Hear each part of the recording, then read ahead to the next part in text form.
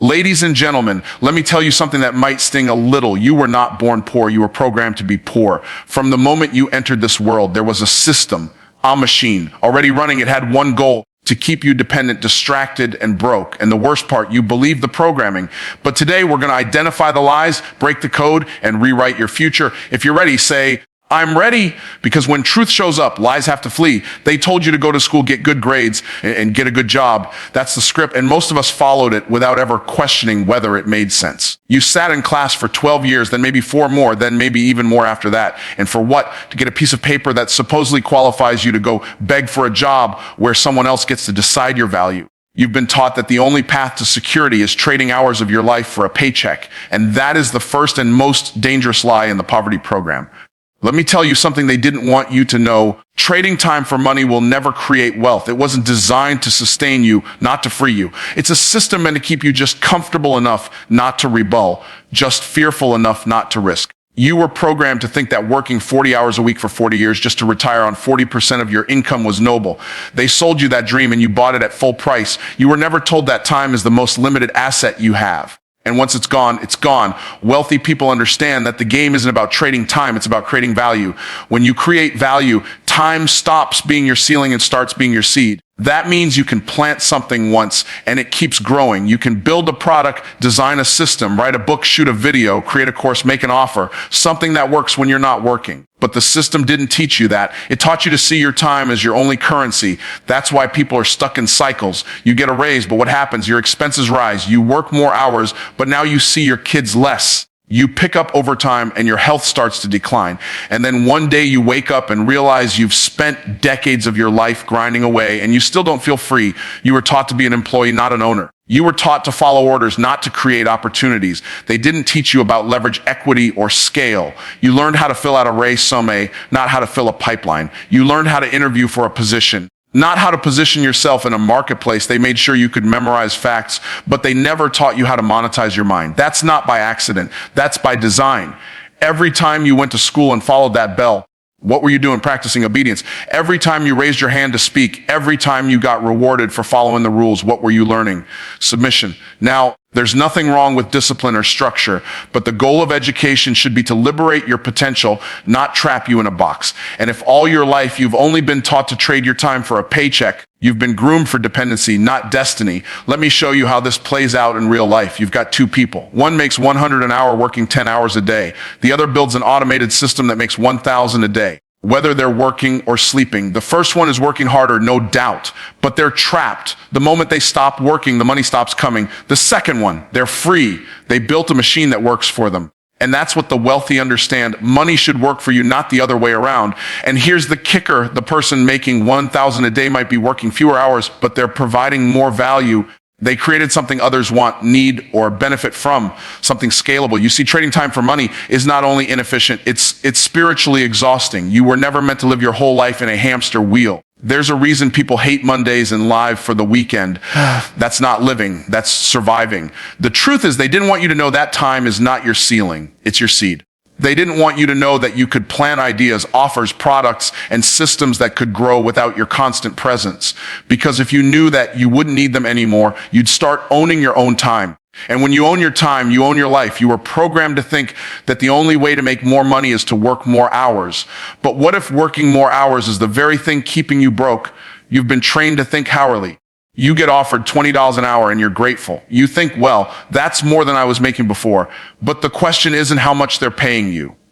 The question is, how much are you worth to the marketplace? Because if someone is paying you $20 an hour, they're making at least $6 off your hour. So who's getting wealthy? Not you. Your value is not in your time. It's in your results. It's in your ability to solve problems. The bigger the problems you solve, the more money you make. But if your entire focus is on clocking in and clocking out, then you'll never see it. The time for money trap is a treadmill. And the faster you run, the more exhausted you get, and you still stay in the same place. They told you to avoid risk. They told you to play it safe. Keep your head down. Don't rock the boat. Get a stable job with good benefits. Save your money. Live below your means. Don't aim too high. That's what they told you. But let me tell you something they never told you. Wealth is never the result of playing it safe. It is always the result of someone taking a risk. Someone stepping out when everyone else was sitting down, someone believing in a vision that nobody else could see yet. You were programmed to fear risk because fear is control. If they can get you to fear failure, you'll stay stuck. If they can get you to fear rejection, you'll never speak up. If they can get you to fear loss, you'll never invest. So the system made you allergic to uncertainty and then labeled it wisdom. They taught you to call caution being smart, when in reality it was submission dressed up in sensible clothing. They gave you just enough knowledge to function, but not enough courage to build. You were programmed to believe that risk is the enemy, but let me tell you the truth. Risk is the price of admission to success. No one who changed the world ever did it without stepping into uncertainty. No one who built generational wealth ever did it from the sidelines. You don't grow when things are comfortable. You grow when things are stretching you, shaking you, testing you. You grow when you're in environments that require faith, not just formulas. You were told to save your money, but let's break that down. Saving is not a wealth strategy. It's a fear strategy. What does saving say? I'm afraid I won't be able to make more, so let me hold on to what I have. That's fear thinking. Wealthy people don't save. They allocate. They don't hoard. They invest. They understand that money is a seed, not a prize. If you don't plant it, it can't multiply. And here you are sitting on your seeds, hoping to get a harvest. They told you to stay out of debt, but they never taught you the difference between consumer debt and capital investment. They taught you to fear borrowing money, but didn't teach you how to leverage money. That's why you're scared of a 10,000 investment into your business, but you'll spend 40,000 on a car that loses value the moment you drive it off the lot. That's the programming. They got you afraid of losing money when the real loss is staying broke year after year. You were conditioned to believe that the worst thing that could happen is that you fail. But failure is not the enemy. Failure is the tuition for mastery. Nobody who wins big has a clean record. Every successful person you admire has scars, bankruptcies, breakdowns, rejections, mistakes. But here's the difference. They didn't let fear of failure stop them. They understood that the quicker you fail, the faster you learn. And the faster you learn, the sooner you win. But the system made you think that failing makes you a failure. They never told you that every loss contains a lesson. They never told you that pain produces clarity. They never told you that every setback has a seed of strategy inside it. They wanted you so scared of falling that you never even jumped. But let me ask you this, what's worse, failing at something you believe in or succeeding at something that doesn't fulfill you? The truth is, risk is not your enemy. Risk is a revealer. Risk shows you what you're really made of. It shows you what you really believe. When you take a risk, you're making a declaration. I believe there is more for me than what I've settled for. That's not recklessness. That's faith in action. That's courage with a compass. But they never taught you that because courage can't be controlled. Fear is a tool. They used it to manage you, keep you in line, make you predictable. You get a job, you get a mortgage, you get some bills, and suddenly you're not thinking about building, you're thinking about surviving. You're not thinking about impact. You're thinking about insurance. You're not thinking about legacy. You're thinking about making it to Friday. That's how they keep you stuck, not with chains, but with comfort. You were taught to associate safety with wisdom, but not all safety is smart. Some safety is slavery. When you're playing not to lose instead of playing to win, you've already lost. That's what the programming does. It makes you shrink yourself. It makes you doubt yourself. It makes you sit on ideas that could change your family's future, all because you were afraid of what might go wrong. But let's flip it. What if it goes right? What if the idea works? What if the business grows? What if you step out and find out you're stronger than you ever imagined? That's the part they never taught you to consider. Because if you believed in that possibility, you wouldn't be manageable anymore. You'd become a creator instead of a cog, and creators rewrite the rules. So they taught you to avoid the very thing that activates your destiny. They made risk look like danger instead of opportunity. They trained you to stay small and call it responsible. But all the while, the people who trained you that way, they took risks, they built systems, they made investments, they scaled businesses. They took the very risks they told you to avoid and then hired you to build their dreams. From the time you were a child, you were taught to consume. You were shown how to want, how to need, how to buy, but you were never taught how to create. You were given toys, gadgets, entertainment, and distractions. You learned how to spend before you ever learned how to earn. You learned how to crave before you learned how to contribute. You were programmed to consume products, consume media, consume opinions, consume lifestyles. And the more you consumed, the more the system rewarded you for fitting in. They gave you a phone and you scrolled. They gave you television, you watched. They gave you trends and you followed. Every message said the same thing. Watch this, buy this, wear this, live like this. But no one ever sat you down and said you can make something, you can build something, you can produce something that adds value to others. You can be a creator in a world of consumers. And because no one told you that, you spent your energy chasing things instead of becoming someone. Consumption is passive.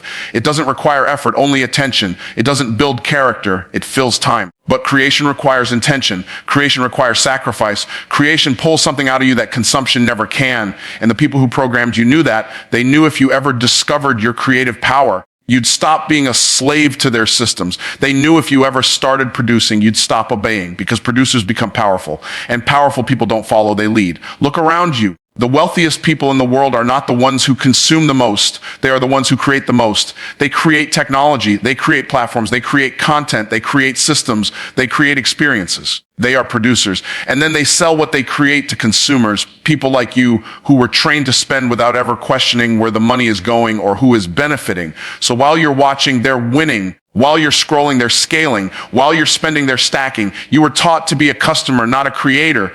They didn't teach you how to build offers, how to market your skills, how to solve problems in the marketplace. They told you to pick a career path, but they never told you how to build a business. They told you to get a good job, but they never told you that every job exists because someone else created something. You were programmed to plug into a system, not design one. And that programming is what keeps most people broke, not because they lack ability, but because they lack awareness. Creation isn't limited to artists and inventors. Every offer you make, every service you provide, every solution you bring to the table is an act of creation. You were made to solve problems. You were made to produce results. But the system didn't teach you to identify your gift or develop your value. It taught you how to be efficient, not effective, how to memorize, not monetize. You were never trained to think about how to produce something that could outlive your presence.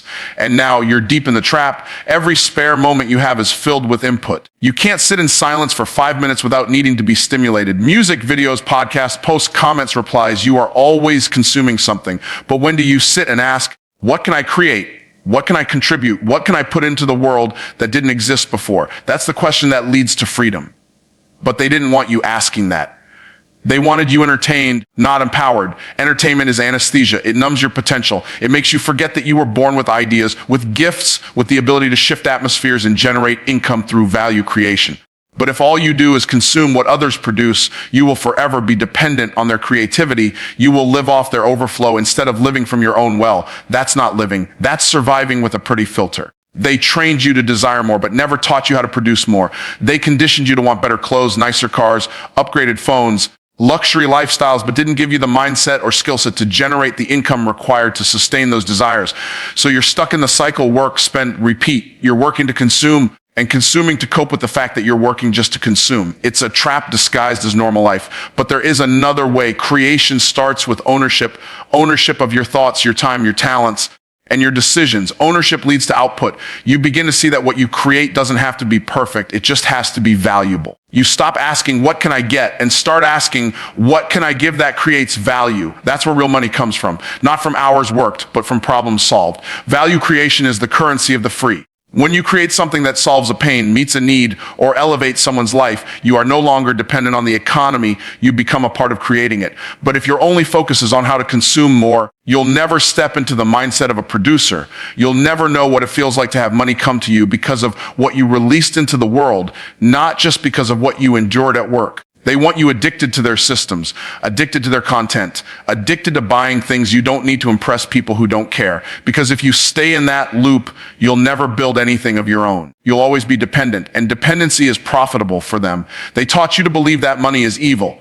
They planted the idea that wanting more is greed. They told you rich people must have done something wrong to get where they are, and poor people are somehow more virtuous just because they struggle. That programming wasn't just in your textbooks. It was in your culture, your conversations, your religious institutions, your entertainment, your mindset. You were made to feel guilty for desiring increase, for wanting to break out, for thinking bigger. But here's what they didn't tell you. That belief is a lie designed to keep you exactly where you are. When you believe that wealth is wrong, you'll subconsciously sabotage every opportunity to create it. You'll talk yourself out of ideas. You'll shrink your prices. You'll downplay your value. You'll stay in low income environments out of loyalty or fear. And the worst part is you'll spiritualize your struggle. You'll make it sound noble. I don't need much. I'm just trying to get by. At least I'm not greedy like those people. But here's the truth. Limiting your earning doesn't help anyone. Staying broke doesn't make you righteous. Playing small doesn't serve the world. You were programmed to associate money with moral corruption. Think about it. How many movies, stories, or songs portray the wealthy as villains? How many times have you heard the phrase filthy rich? How many times has the person with the mansion, the car, the influence been portrayed as arrogant, heartless, or disconnected? That's not just art, that's messaging. Repeat it often enough, it becomes belief. And belief becomes behavior. If deep down you think having money makes you a bad person, you will find a way to stay broke and feel justified doing it. But money is not evil. It's neutral. It's a magnifier. It doesn't change you. It amplifies what's already there. If you're selfish without money, you'll be selfish with money. If you're generous without money, you'll be generous with money. If you love to help people, money gives you the capacity to help more people. If you have a mission, money gives you the means to expand it. The problem is, most people have never been taught to think this way. They were taught to fear wealth instead of mastering it. They told you money was the root of all evil, but they misquoted the scripture. The actual text says, the love of money is the root of all evil. That's a huge difference. Loving money, worshiping it, placing it above integrity or relationships is destructive. But money itself is a tool. And a tool in the hands of someone with wisdom, with vision, with compassion, becomes a weapon for good. But you were never trained to see money as a tool. You were trained to see it as a temptation. So now, when money does show up in your life, you don't know what to do with it. You spend it, you lose it, you waste it, or you give it away too quickly out of guilt. You don't build with it because no one taught you to build. You weren't taught to think in terms of assets, only expenses. You weren't trained to think in terms of cash flow, only paychecks. You weren't shown how to make money serve your mission. You were just told to avoid it, fear it, and settle for barely enough. This is how deep the programming goes. You were told to be content, but contentment was misrepresented as complacency. True contentment means you're not ruled by things, but it doesn't mean you're allergic to abundance. It doesn't mean you reject increase. It means you can handle increase without losing your identity. But because the message was twisted, you started believing that staying broke was somehow more spiritual. That kind of thinking will trap generations. Because of this mindset, you don't just avoid wealth, you judge it. You look at someone driving a nice car, wearing a nice suit, living in a beautiful home, and instead of being inspired, you get triggered. Instead of asking how they built it, you assume they scammed someone. That's programming. That's not discernment. That's conditioning. And as long as you resent wealth, you'll never attract it. You'll always distance yourself from the very thing you secretly want. That's the trick. They got you to demonize what you desire. And now you're in conflict. You want freedom, but you reject what brings it. You want options, but you push away the tool that creates them. You want impact, but you avoid the fuel that funds it. That internal war will keep you stuck. Until you rewire your belief around money, every strategy in the world will fall flat because beliefs drive behavior, and behavior determines results. So here you are playing small to make others comfortable, dimming your light so others don't feel insecure, rejecting increase so you can maintain the image of humility. But humility isn't thinking less of yourself. It's thinking of yourself less. And you can't serve people well if you're always worried about your next bill. You can't feed the hungry if you're struggling to feed yourself. You can't give opportunities if you've got none to give. Lack doesn't liberate anyone. When you shift your belief about money, everything else begins to align. You stop seeing it as something to chase or fear. You begin to understand it as a byproduct of value, a result of service, a measure of trust placed in you by the marketplace. And when that clicks, you stop idolizing it and you stop resisting it. You start managing it. You start multiplying it. You start moving in the mindset of stewardship, not survival. They taught you that time equals money, that the more hours you work, the more you should earn, that if you're not tired, overworked, or constantly grinding, you don't deserve success. That was the lie. That was the trap. They conditioned you to exchange your time for dollars, not your value. They taught you to think like a laborer, not a leader. And now you're caught in a cycle, trading your most limited resource for someone else's unlimited upside. Time is the most valuable asset you have, but the system made you believe it's only useful if it's sold. You were trained to think that your worth is measured in hours, that if you want more money, you just need to work more hours. So you work harder, longer, later, and yet somehow you're still stuck because working harder doesn't create wealth. It creates exhaustion. It creates burnout. It creates dependence on a system that will never reward you proportionately to what you put in. You weren't taught to leverage time. You weren't taught to multiply it. You weren't taught to build systems that work without you. Instead, you were taught to show up every day, clock in, and repeat. You were told to work 40 hours a week for 40 years, and maybe, if you're lucky, you'll retire with just enough to survive a few years without a paycheck. That's not freedom. That's a life sentence with weekends off, and that mindset is not an accident. It was designed to keep you too busy to build something better. The truth is, wealthy people don't trade time for money. They trade value for money.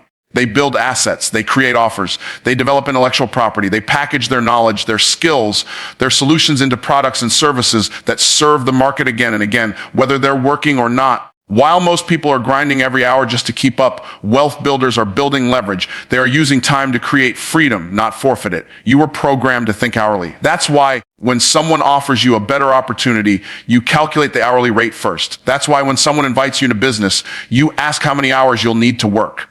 That's the programming. You've been trained to think like an employee, even when you call yourself an entrepreneur. You're still asking, how much do I get paid per hour? Instead of how much value can I create that will pay me over and over? They gave you a job and they made it feel like security.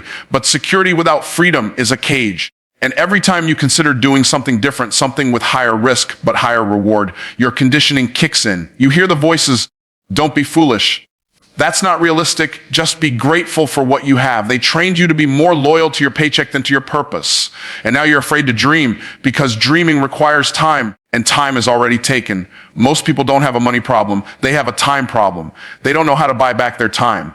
They don't know how to create systems that scale. They don't know how to use today's work to fund tomorrow's freedom. And because of that, they live in a loop. Work, rest, repeat. They're not building, they're maintaining, they're not expanding, they're surviving. Not because they're lazy, but because they were never taught to think differently. You were taught that free time is unproductive. So even when you have time, you fill it with distractions. You scroll, you binge, you gossip, you waste. Not because you don't care, but because you haven't been trained to see time as capital. Capital to be invested, not just spent. Capital to be multiplied, not just endured. And the system counts on that.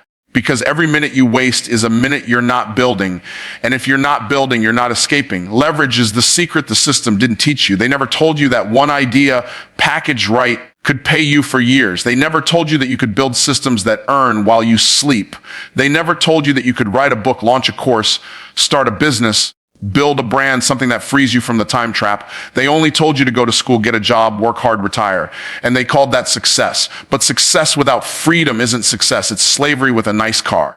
It's a big house you never enjoy because you're always working to keep it. It's nice clothes for a body that's worn out. It's a title that means nothing when your time is gone. Real success is freedom. Freedom to think. Freedom to create, freedom to serve, freedom to live. And freedom doesn't come from grinding harder. It comes from leveraging smarter. You don't get wealthy by adding more hours. You get wealthy by building something that works without your hours. That's the difference. One mindset says, how much time can I give to make this money? The other says, how can I build something once that pays me forever? That shift is everything. Because once you start valuing time more than money, you stop trading it so cheaply. You stop giving it away to things that don't build your vision. They trained you to be a worker, but you were born to be a builder. Builders create systems, structures, legacies. Builders use time to design outcomes, not chase paychecks. Builders invest their hours into things that multiply teams, tools, knowledge, offers ownership. You can't own your time if you've sold your mind to someone else's system. They taught you that failure is final, that if you mess up, you start over. That mistakes are proof that you're not cut out for more. So from an early age, you became afraid to try. You avoided risk. You stuck to the safe route, the predictable path, the approved track, not because it inspired you, but because it protected you, not because it was right for you, but because it felt like less of a threat. And that's how they programmed you to stay small by making failure feel fatal. You were graded, judged, scored, measured. One wrong answer and you were marked down. One misstep and the label stuck. So you stopped experimenting. You stopped creating. You stopped taking initiative. You started playing defense with your own life. You began to fear embarrassment more than poverty. You were trained to avoid mistakes instead of learning from them. They didn't teach you to grow through failure. They taught you to fear it. And when you fear failure, you stop moving. What they didn't tell you is that failure is part of the formula, not a flaw in the formula. The people who win the most aren't the ones who failed the least. They're the ones who failed forward, who failed faster, who failed louder, who failed with purpose. Because failure isn't the opposite of success, it's the process of success. Every setback teaches strategy. Every disappointment builds discernment. Every wrong turn increases your clarity. But they didn't teach you that. They taught you shame, and shame is a trap. When you feel ashamed of failure, you begin to hide. You hide your dreams, you hide your potential, you hide your questions, you even hide your gifts, because if using them risks failure, you'd rather play it safe. That shame creates stagnation, and stagnation creates poverty, not just financial poverty, emotional poverty, mental poverty, relational poverty. Because when you stop risking, you stop living. And when you stop living, you start dying slowly in a life that looks normal on the outside but feels empty on the inside. They didn't just shame you for failure. They rewarded you for compliance. You learned to follow the rules, stick to the script, fit into the box. And every time you did, you got a pat on the back, a good grade, a quiet life. And for a while, that felt like success. But what it really did was keep you average. You were praised for blending in, not standing out, celebrated for fitting the mold, not breaking it. And the longer you stayed in that environment, the more you believed that coloring inside the lines was safer than creating your own canvas. You were taught that the goal is to get it right the first time, that if you don't nail it out the gate, you're not good enough. But the truth is, no one gets it right the first time. Everyone stumbles, everyone pivots, everyone adjusts. The difference is successful people expect to fail, and they don't take it personally. Unsuccessful people let failure become their identity.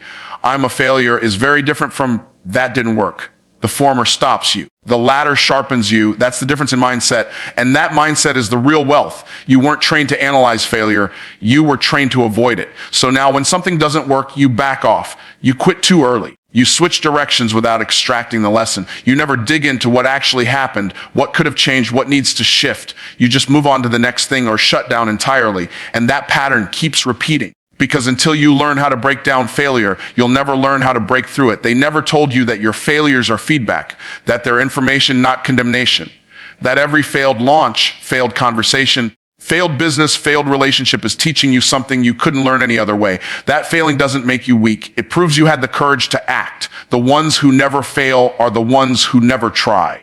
They sit on the sidelines and critique the players, but they'll never know the joy of winning because they're too afraid of losing. What you've got to understand is the system was never built for you to take risks. It was built to reward safety, to reward obedience, to reward predictability. But wealth doesn't come from safe. Impact doesn't come from comfortable. Transformation doesn't come from perfection. It comes from people who are willing to get it wrong, learn from it, and get back in the game. But if you're stuck in the programming that says every failure is a disqualification, you'll never take the kinds of risks that lead to massive returns. Your fear of failure is costing you more than failure ever could. It's costing you momentum. It's costing you creativity. It's costing you opportunity. Because while you're sitting there analyzing, doubting, procrastinating, someone else is launching, someone else is pitching, someone else is failing their way to the life you dream about. And the difference isn't talent. It's tolerance. They're willing to tolerate failure. You're trying to avoid it. And the people who are willing to look foolish for a season are the ones who eventually look brilliant in the long run. This programming runs deep. It shows up every time you hesitate, every time you second guess your instinct, every time you aim small, not because it's your goal, but because it feels safer. Every time you wait for permission that no one is coming to give. That hesitation is rooted in the belief that failure defines you. But failure doesn't define you. It refines you, it reveals you, it readies you. The question is not whether you will fail. The question is how you will respond when you do.